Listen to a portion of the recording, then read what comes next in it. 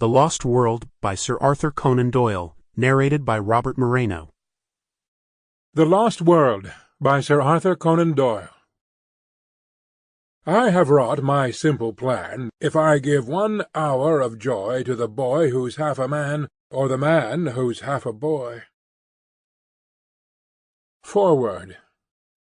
Mr. E. D. Malone desires to state that both the injunction for restraint and the libel action have been withdrawn unreservedly by Professor G. E. Challenger, who, being satisfied that no criticism or comment in this book is meant in an offensive spirit, has guaranteed that he will place no impediment to its publication and circulation. Chapter 1. There are heroisms all round us. Mr. Hungerton, her father, really was the most tactless person upon earth. A fluffy, feathery, untidy cockatoo of a man, perfectly good-natured, but absolutely centred upon his own silly self. If anything could have driven me from Gladys, it would have been the thought of such a father-in-law. I am convinced that he really believed in his heart that I came round to the Chestnuts 3 days a week for the pleasure of his company, and very especially to hear his views upon bimetallism, a subject upon which he was by way of being an authority. For an hour or more that evening I listened to his monotonous chirrup about bad money driving out good, the token value of silver, the depreciation of the rupee, and the true standards of exchange.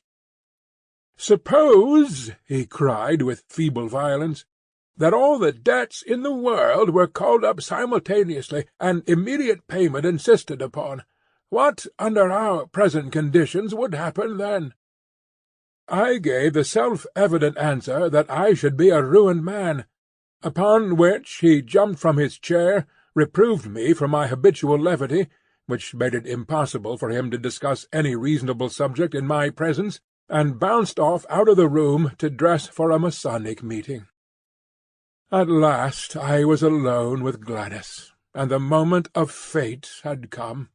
All that evening I had felt like the soldier who awaits the signal which will send him on a forlorn hope of victory and fear of repulse alternating in his mind. She sat with that proud, delicate profile of hers outlined against the red curtain. How beautiful she was, and yet how aloof!